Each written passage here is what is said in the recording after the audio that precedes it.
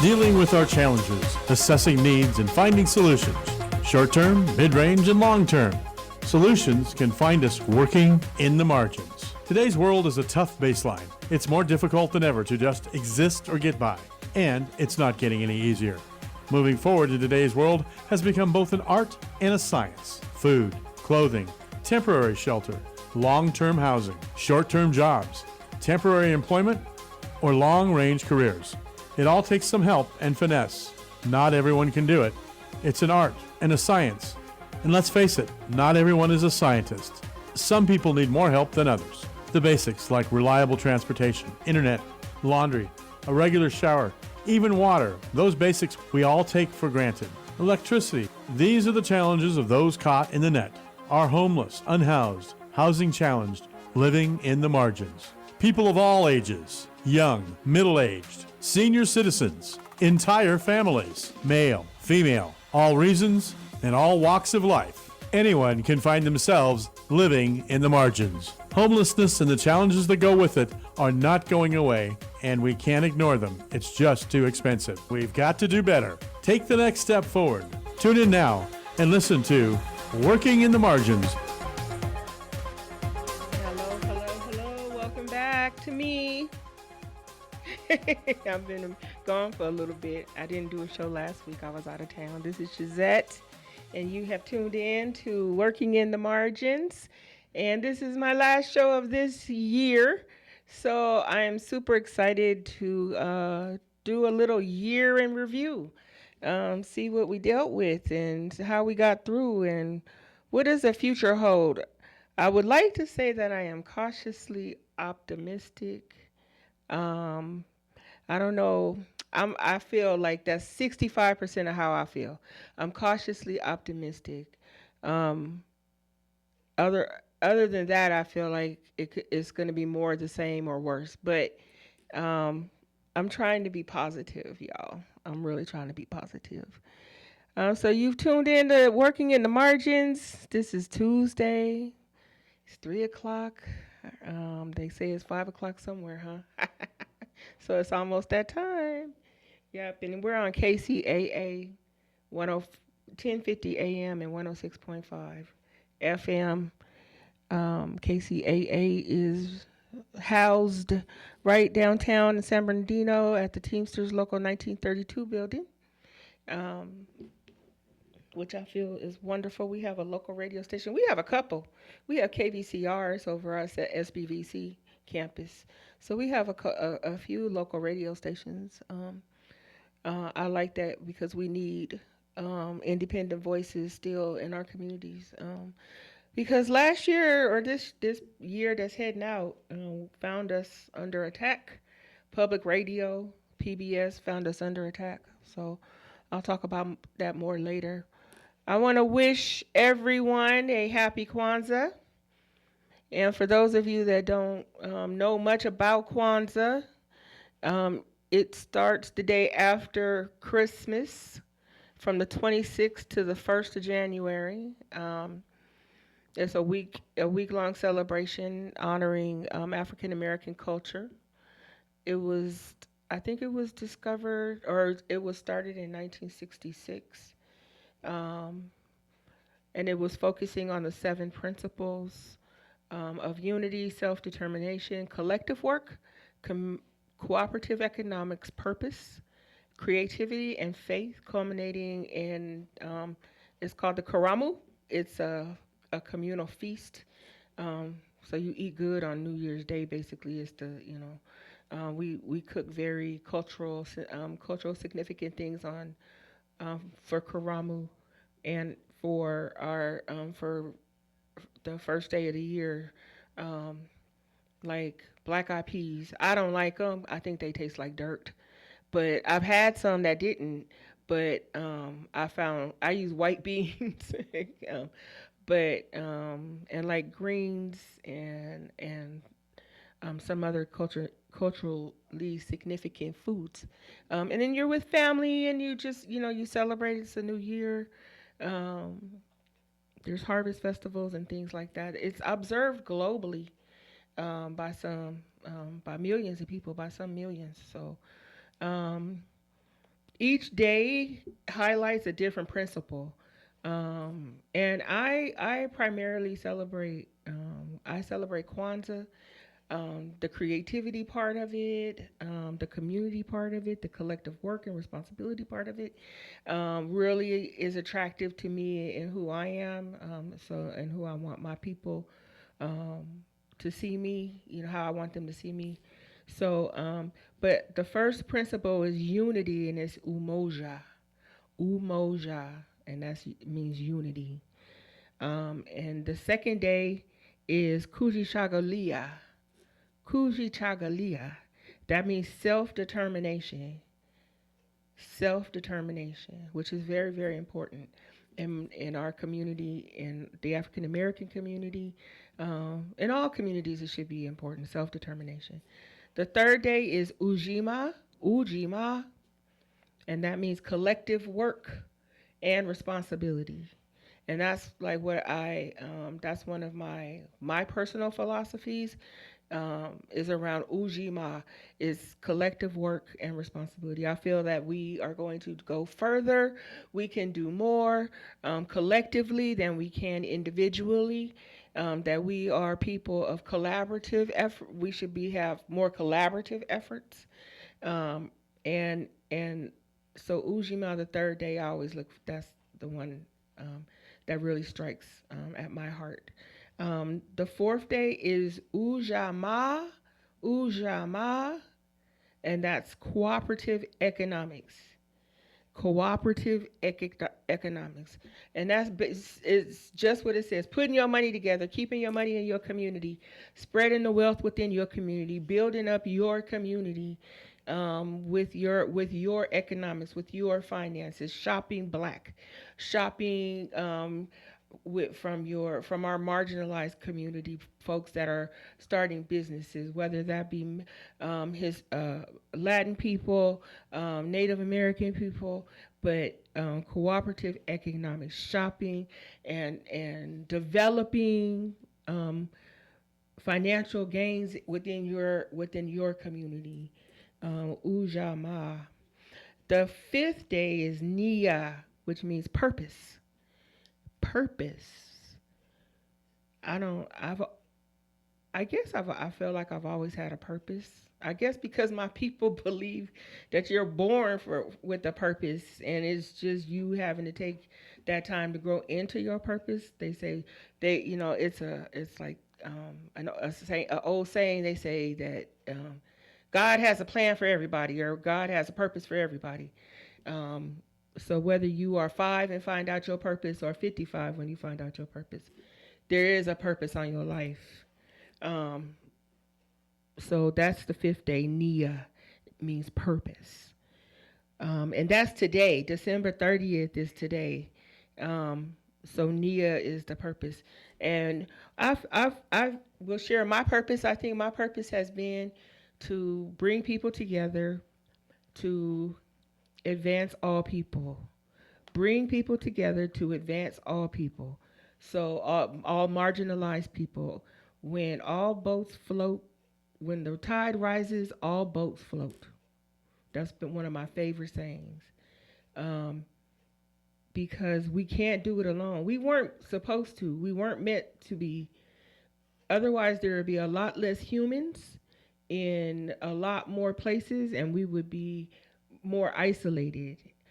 But we aren't. We are communal people, community people. We are clan people. We we like to be together. We like to do things together.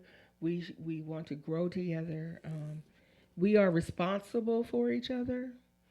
I really like that about like the third day Ujima, because it says it's about collective work and responsibility. So we are responsible. I'm responsible for to the people that I work with and do this work with, to make sure that they have everything that they need to do the good work that they do. I'm responsible. I feel responsible for that. So I'm going to help wherever I feel I can to help people reach that, and help develop and walk in their purpose. Walk, you people, you've heard that before. Walking in your purpose. What's your purpose? Walking in your purpose. So that's Nia. The sixth day. Now, so after the third day, the sixth day is the second favorite. Okay, it's Kumba, and it means creativity. Creativity. Kumba means creativity. And that's like tomorrow. That'll be the sixth day, the 31st. Now, I'm going to tell you why, okay? Because I'm a creative. I think I am. Um, but so, and I like to craft and I do things. So the last few years, um, well, I've always crafted because I used to be a part, when I was with the union, they had, it was an annual party called the Craft Party, and it was where like 25 of us, crafty people, women, it was mostly women, all women. We would come together, and you find a craft. Sometimes it was hard finding a craft, sometimes it was easy finding a craft, just depends upon your skill set. But you would make 20, however many people RSVP, so let's say 20, so you would make 20 of your craft, and then you go to somebody's house. Like we would go to, the president of our union. Her name is Connie. So she would have it at her house, but it would be at different people's house. But she had it at her house, and it was always great at her house because we partied. We would bring food, and we'd have cheap wine. And the best part about the craft party, outside of getting the crafts, but at the end, you bring enough to share around the circle or around the room. So and you get one of everyone that everybody else made. So you brought 25 to give away 25 or 20, and then you went home with that many as well, crafts. And all those crafts, some were so dear and beautiful, and they would go up. I would immediately. I have so many that are saved that I put up on my Christmas tree. Um, the tree that represents the Christmas, the winter season, the pine tree. I would put it up on that tree, and it brings back so many me. I'm so nostalgic, y'all. I get so nostalgic. This year I was like, I want to have another craft party. I want to know if I could bring it back because it's been years since we've done this. But I started, I guess, then really finding out that I was pretty crafty. I could do it. But some were busters. Some were busters. Let me tell you, I had some I had to start over because I was like, nobody wants this crap. So, but it was wonderful. I love it. But and since then, I guess I've always um, crafted, done something, So, but I've made a conscious effort over the last few years to observe Kumba and creativity, the day of Kwanzaa, by making homemade gifts. I like to make my gifts. I don't. I feel that they're more personal. Um, the time that I take to put together one gift for somebody, handmade gift, I don't. I would like to think that that is relayed in the gift giving, um, but people, I probably don't even realize that how much I think about them, or when I'm doing it and I'm saying their name over and over again, if I'm personalizing. So like last year, I got a Cricut machine. So I had a heat press. I did a Cricut machine so I could do T-shirts. So last year I made personalized like T-shirts and bags. So this year I used the Cricut again and I made inspirational light jars. So it's like a wine bottle, and it had fairy lights inside, and it had inspirational writings and the person's name on the wine bottle. So you could turn it off and on, and and it was like, you light up my life, or thank you for lighting up my life, or let your light shine. And so that's what I did this year, because I felt like a lot of people needed a uplifting. So I kind of gave them like one that they could sit on their desk. And I've seen some of my folks, and they have them, and I've seen them sitting on their desk and they have the light on. So if they think about me and they think about themselves and how much I care about them, then I've accomplished everything. So that with my creativity. So I believe that that's really important. I love homemade gifts as opposed to store bought. There's some stuff, and I guess I'm out of the age of store bought stuff. I want experiences, and I want stuff like I need a full-time housekeeper for 3 months. So can y'all can y'all pitch in on that? Or like this year, my family decided that it was really important that we spend time with our family, like as much as possible, because we've lost so many people. I've lost a sister and an aunt recently, um, and our family was convening down in Atlanta. It was a weekend ago or so. And it was not cheap. All that what you spend on a ticket and a hotel and all that stuff. Could have gone to some really nice gifts and everything, but that wasn't the purpose. The purpose was we decided as a family that we wanted to spend time with our family, so fixed it in our family for me and my son to be able to go to Atlanta to spend time with other family. Um, and it's we don't regret that. We don't, that was the best decision. We had an amazing time. It's time we can't get back. We had an amazing time. It was and then we got to see him again this past weekend. All I really wanted for this year was to spend more time with my family, and I've been trying to do that as much as possible. So I hope that everybody has been able to do that too, and that it means as much to you as does to me. The last and final day is Imani, and that means faith. Um, and that doesn't necessarily mean faith in God, but it means faith. It means whatever you believe in. If you have a higher power, or if you think you're God, or God isn't within you, or that you have the Holy Spirit within you, so many different reasons. If you believe in a goddess, if you believe in, multiple gods that direct and guide your life, that's your that's your choice, first of all. And if that works for you and that's what you rely on as faith to get you through or to help you or to guide you, then there's nobody that should be able to tell you otherwise.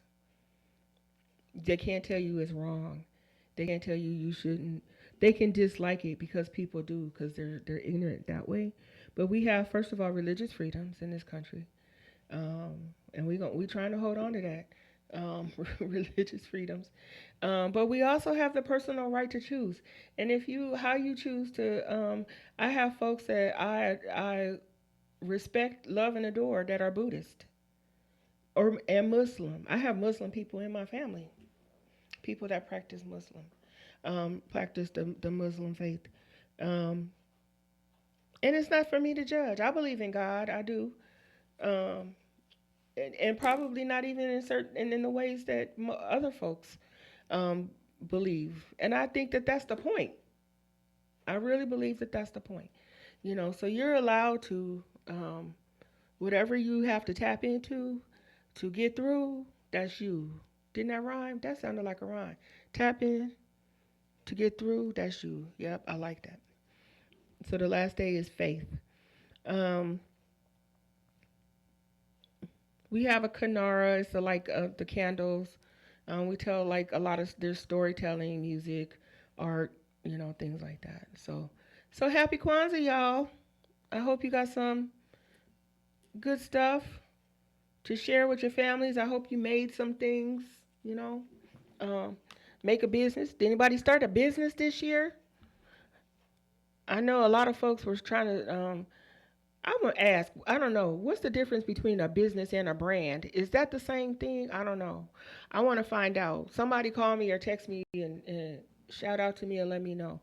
I don't know what the difference is. If you listening, you can call here, I guess, at 909-383-1000 and let me know what's the difference between a brand and a business. Is the brand your business or is the brand for the business?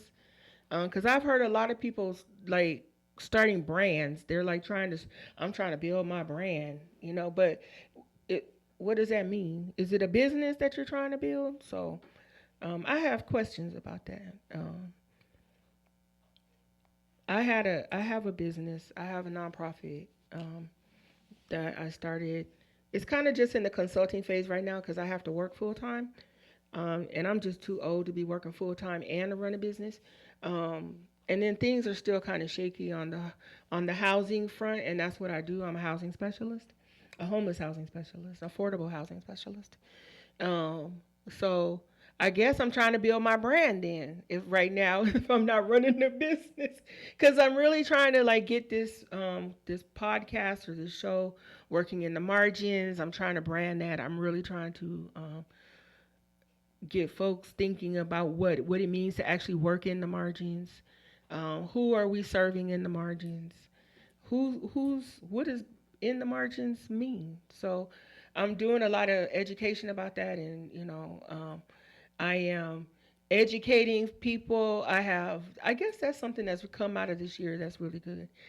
Out of all the adversity, um, I have had a lot of opportunity to educate people on that's not right, or that's a microaggression, or you shouldn't, I had a whole conversation with a colleague and a coworker about tokenism. They had never heard about tokenism, and I wouldn't have expect them to, I guess, because they were white. But um, I don't know, they didn't. It was astonishing to me to know that they didn't know and had never heard, but they were really interested about learning what it meant and how and what it meant to me and coming from me. So I was able to educate about what tokenism is, what it looks like, how it affects people of color, how it affects women, um, how it affects marginalized people when they're the only one in an environment that typically doesn't have would not have them there, but because now it's not cool not to have them there, so they are that person. But sometimes they don't have a lot of responsibilities or anything like that. They're just like the spokesperson for their for whatever their culture is. Tokenism is not a good thing. It's not a fair thing. Um, and I used to teach about tokenism as a microaggression back years ago. Um, and people were like, well, shouldn't people, if you're being, you were tapped, you were that person, you were chosen to be that person. And that's fine. If it's a true progression, if it's a true promotion, if it's a true opportunity. But tokenism is the opposite of that. It's not true. It just is because somebody said that you have to have a black person on staff, or you have to have an LGBTQ person on staff, or you have to have a trans person on staff, or you have to have a Native American on staff. Let's say there's money that you want to go after, grant money or something, to serve the population because you're let's say the Native American population, because you're in a native close to a Native American area or reserve, and you want to be able to serve, and they says, well, you can't do that unless you have a Native American on your staff, because that's you don't have true representation. And so yes, to get that Native American on your staff and on your team to be able to address and to speak for the culture is and for the community is great, and it should be done. That's diversity. But to sit them there in name only and not give real responsibilities to, or give any real opportunities to be representative in the agency or the company or what have you, that is tokenism. That's tokenism. So this year has found us at odds in so many different ways, on so many different fronts, that it the opportunities for education and correction, and to be advisory, have presented themselves in areas I never thought that we would have to really get into, because it just some stuff is just like it's common sense. Why mess with it? Is like diversity, equity, inclusion. What was it hurting?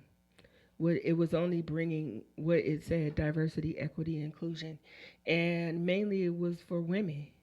And it was for white women because they were the marginalized communities from the white collar work, male dominated workspace. So education, that's been one of the biggest things I feel like we've been able to do. I'm going to take a break right now because time is flying. Yeah, I'm hoping that it's because the years like I'm ready to get out of here. I'm ready for that. So I'm going to take a break and I'll be back in a few.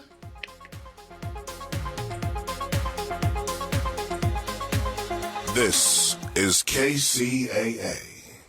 Bijan Robinson ran all over L.A., rushed for 195 yards, including a 93-yard touchdown run, longest in franchise history. Zane Gonzalez kicked a 51-yard field goal with 21 seconds left as the Falcons beat the Rams 27-24.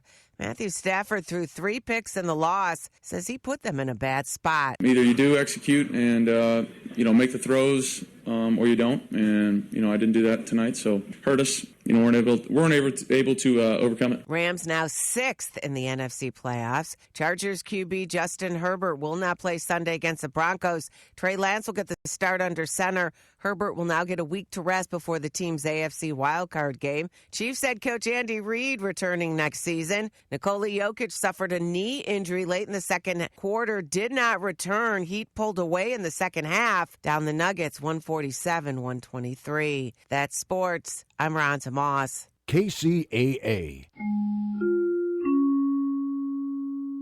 Tech executives who oppose a 5% tax on billionaires are threatening to unseat Congressman Ro Khanna. The Democrat who represents much of Silicon Valley says he supports getting the ballot measure before California voters in November. Martin Casado at Andreessen Horowitz used colorful language when he told CNBC how he wants to kick Khanna out of office. Meta is buying Manus as it continues to snap up AI companies. The Chinese startup is now based in Singapore and recently launched an AI agent that can do complex tasks like coding. Terms of the deal have not been announced. NVIDIA has formally acquired $5 billion worth of Intel stock. The deal was signed back in September, but the paperwork went through this week. It's seen as a lifeline for Intel, which has suffered from several years of bad decisions in the chip business. And Google Photos will be integrated with Samsung TV sets next year. The initial rollout will allow Samsung TVs to show images with Google's Memories feature. Tech Report. I'm at Mattinson. KCAA.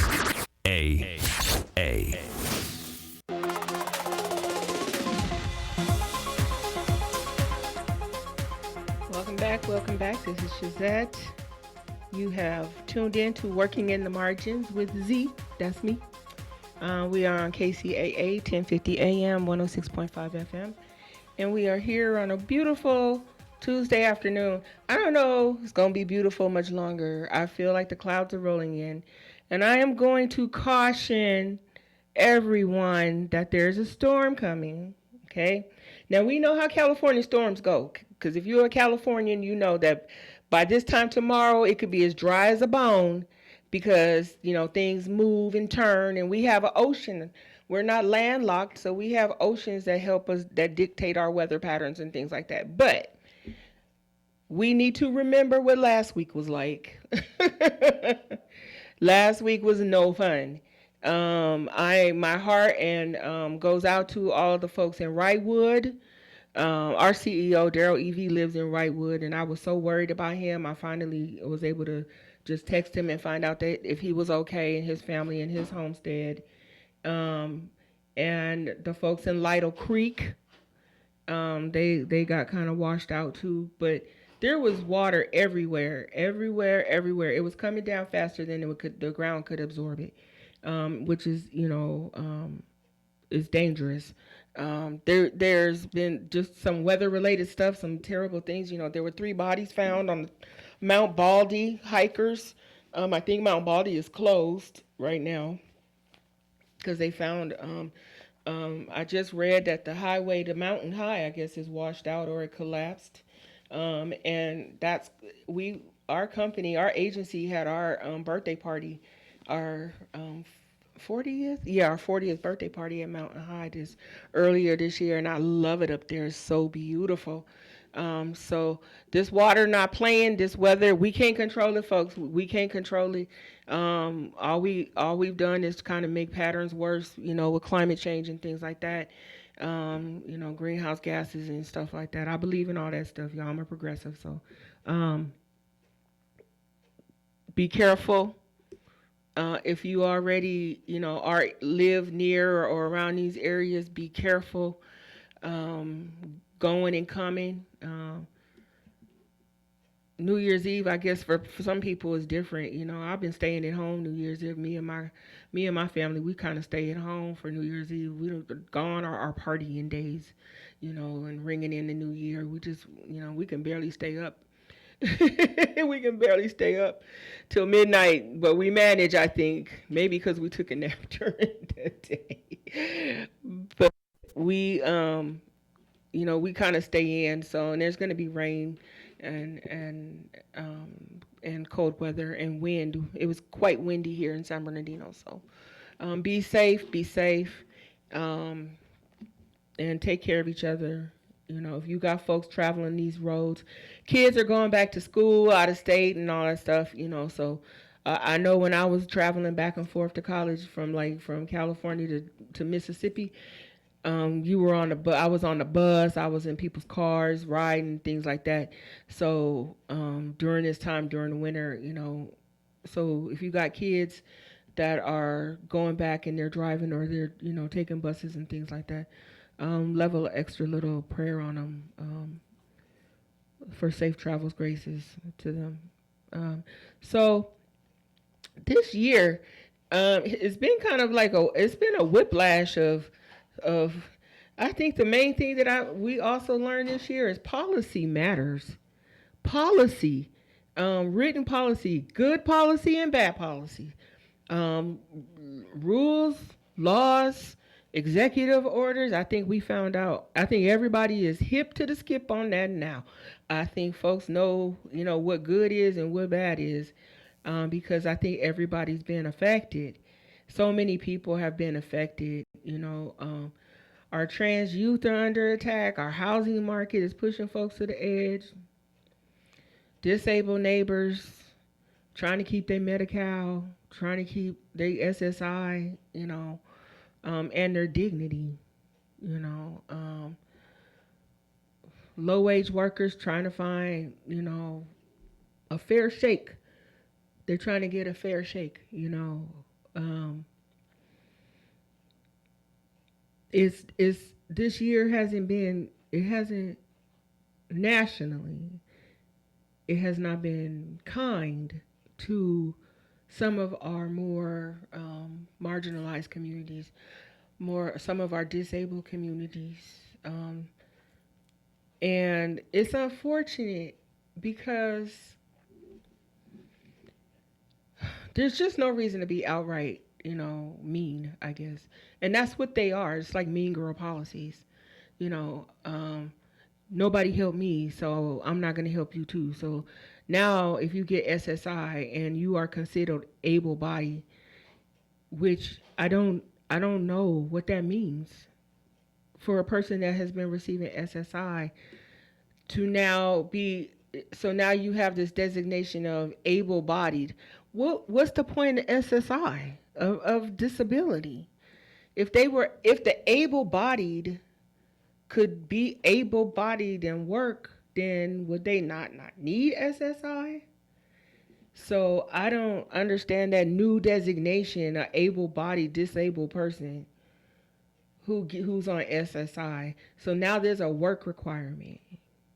You have to work so many hours in order to, if they consider you an able-bodied disabled person.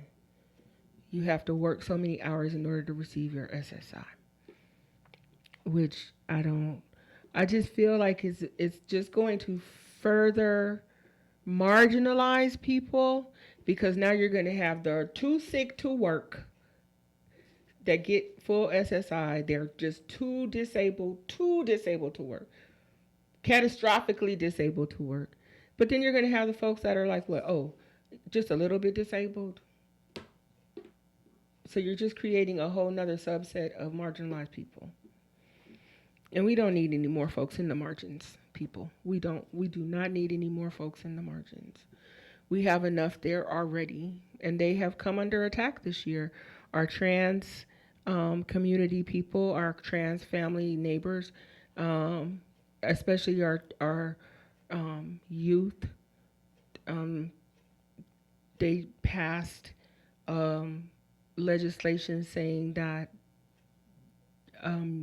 trans youth are not allowed to have access to gender affirming care, or to get support from affirming clinics or things like that.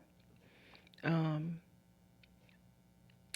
that really bothers me because, again, you are further marginalizing an already marginalized community.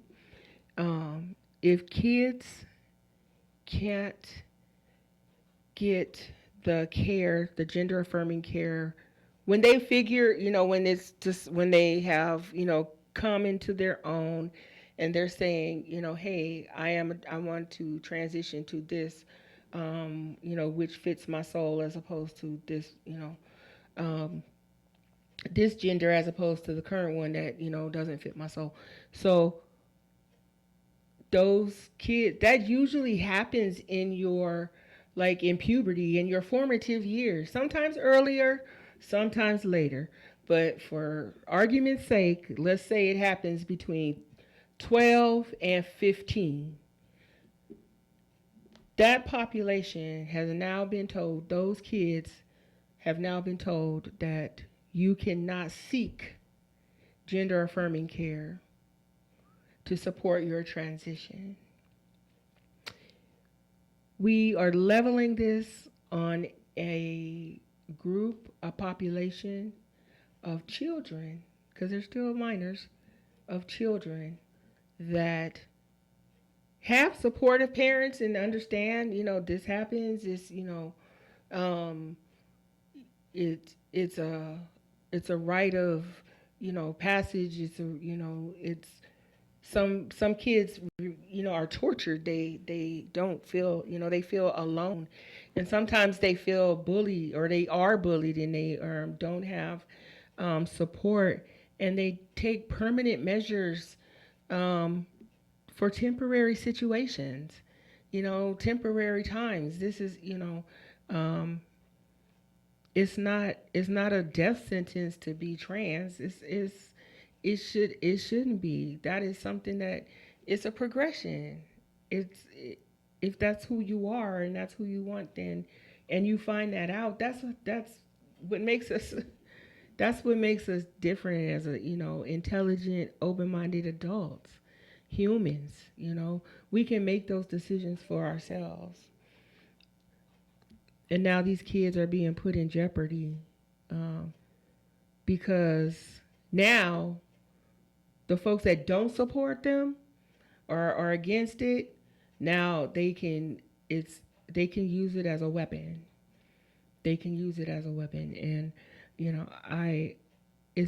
it's unfortunate that anybody felt that this was harming the masses, or that this was an issue that needed to be dealt with. Let folks be who they are. Let folks be who they want to be. That's the number one rule. As long as you're not out there hurting people, or, well, I always say people and animals. If you're not out there hurting folks, man, it's not your business of what somebody else does, So it's like abortion. People have so many things on abortion, but it's only the women that can have them. I mean, if they, only women can get pregnant, I guess. So that's her decision. That's a woman's right to choose, right? If you don't want one, don't get one. Don't have one.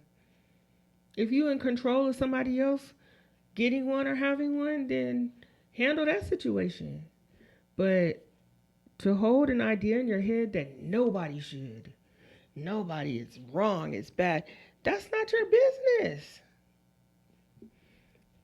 That's what I learned a lot this year. I need minding my own business. Staying in my lane. Black people, we did that this year because it was just too many lanes and it was looking like every lane that we was trying to get in, or it might have affected us, we was playing froggy with, and we were like, we not going out there or playing, what was it, chicken. We go out there's too many lanes. So a lot of us just kind of, stayed quiet, silent in the background. I don't want to say silent. I'm gonna take that back. Not silent, but we weren't eager to advocate or agitate because of safety. We don't know how far this administration is willing to go. I think we are. I think we know exactly how far they're willing to go. But they haven't done. They've made so many negative policies and executive orders against our marginalized communities that it's hard to feel safe. It's hard to feel safe. But the only way to fight back to me is to keep agitating and to keep advocating. I wore my shirt today. We're not going back. I love this shirt. I'm gonna get a whole bunch of them in different colors. We're not going back. And I say that a lot. And I was like, we're not gonna go back. First of all, we can't go back because there's nothing for us there. We can only go forward. We need to move forward, and we need to move forward in ways that disrupt the national agenda. We need to make sure that we are advocating for folks that can't speak up for themselves, the voiceless, because I don't think staying in the background and being silent is just not going to work going forward. It's just not. As much as, we have to overcome our fear. We have to overcome our fear, and we have to say that it is more beneficial for me to overcome my fear, to move a healthy, loving, caring agenda forward, than to stay silent in the face of a very, very oppressive one. So I'm going to try to do that. And I'm going to try to encourage you to do that. And I'm going to use this platform to help you do that. I'm going to find things that you can advocate for, find things for me to advocate for. We have enough of them. We need affordable housing. Affordable housing. Let's start there. If you don't want to get into the whole human rights stuff, well, housing is a human right to me. So is healthcare. Housing affects everybody. It affects everybody. The cost of living affects everybody. Advocate around that.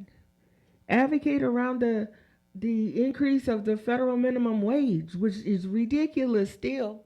It's still ridiculous. It's like $8 an hour.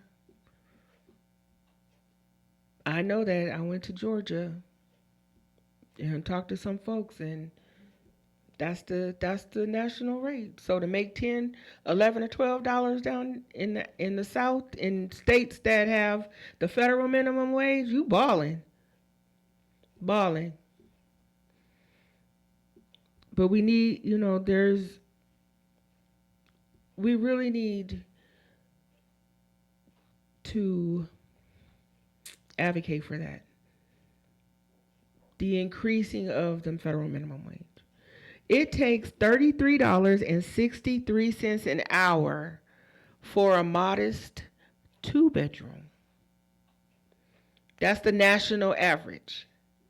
That's the national housing wage average is $33.63 per hour. And that's well above the wages that for the jobs that we have, like caregiving, food service, some administrative roles. They don't make that. And there might be even more federal housing cuts as we go forward. So we need to advocate that we need to keep in mind that we have an aging society, that inflation is not keeping up with the everyday paycheck, that we pay, okay, Gas is low today. Today, gas is low. But everybody with sense knows it could change tomorrow. And I always feel like, man, it goes down low, but it's going to come back up. It's going to be $5.50. But we need to advocate around these things, taxes. Because I really want to know. I'm serious about this. If somebody can tell me, I have heard so many stories because I was just down south and the same gas was, I think the cheapest we saw was $2.75.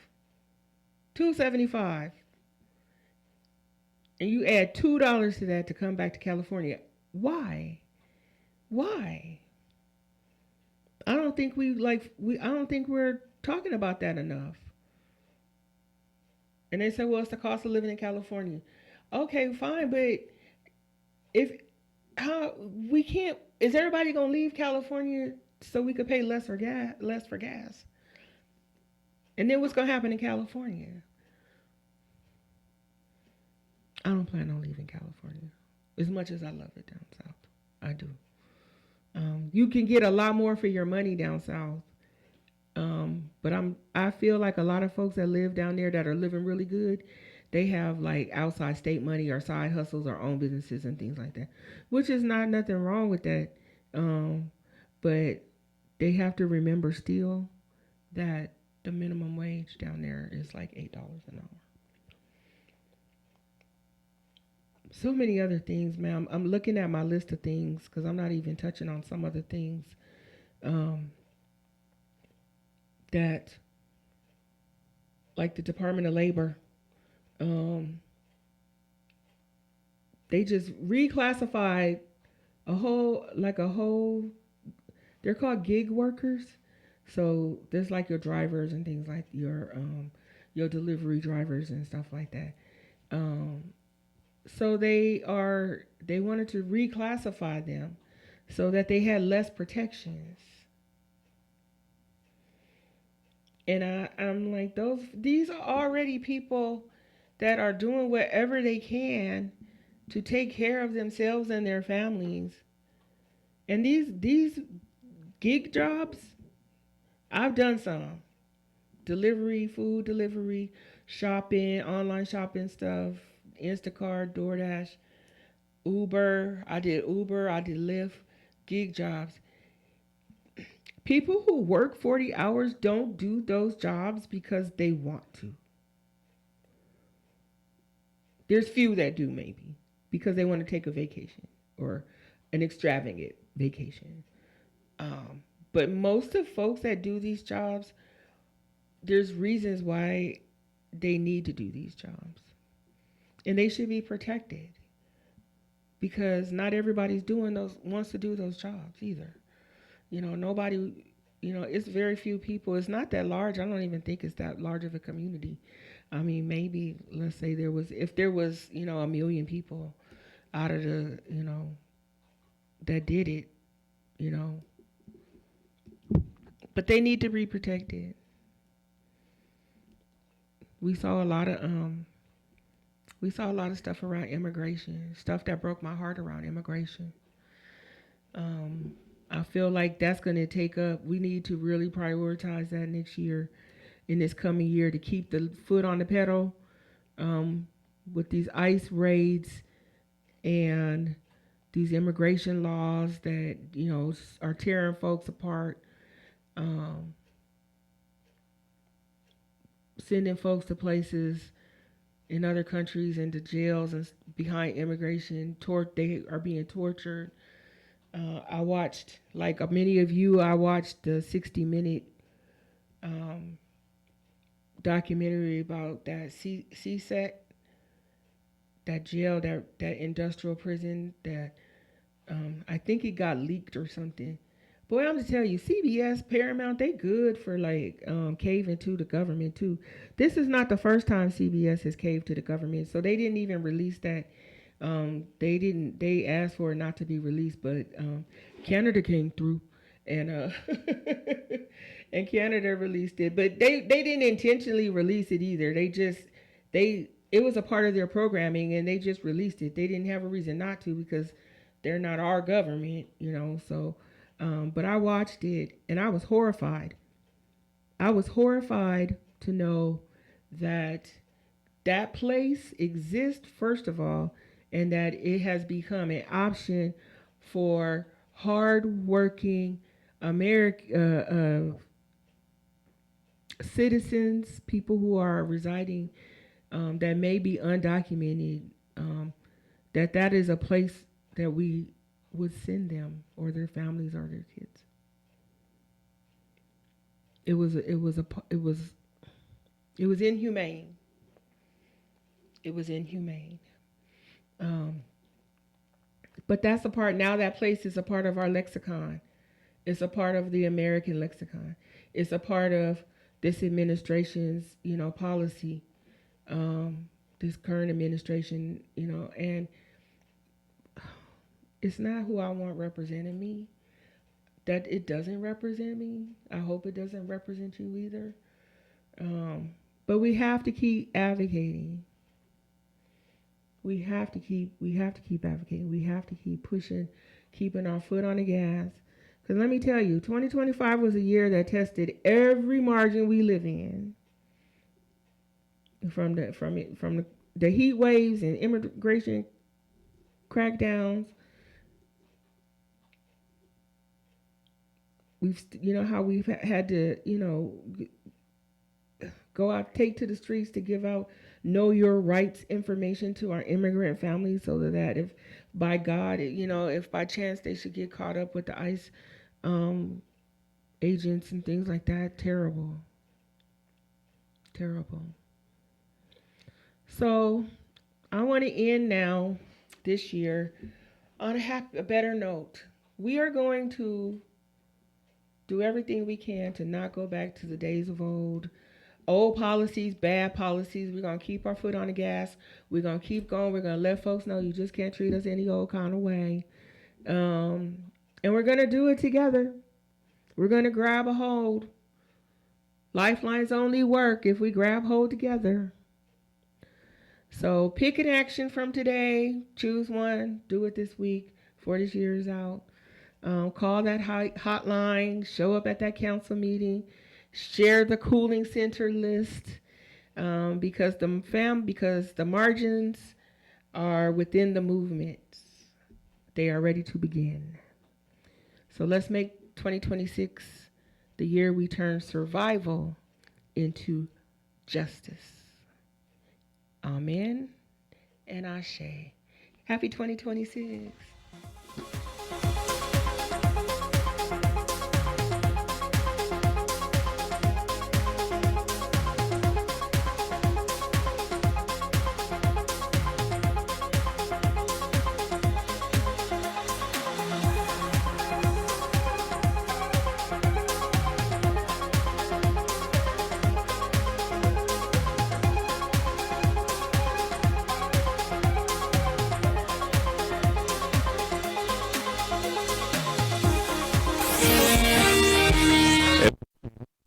KCAA